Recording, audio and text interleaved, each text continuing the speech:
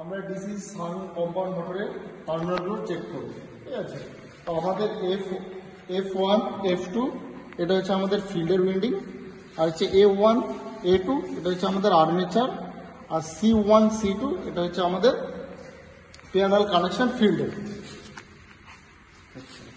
আমরা DC compound motor পেয়েছি, তো এখানে আমাদের 6টা টার্মিনাল রয়েছে। 6টা টার্মিনাল আমরা চেক করব। আমাদের কোন দুটা রয়েছে ফিল্ডে এবং কোন দুটা রয়েছে আমাদের আর্মেচারে এবং কোনটা আমাদের শান্ট ফিল্ড, ঠিক আছে।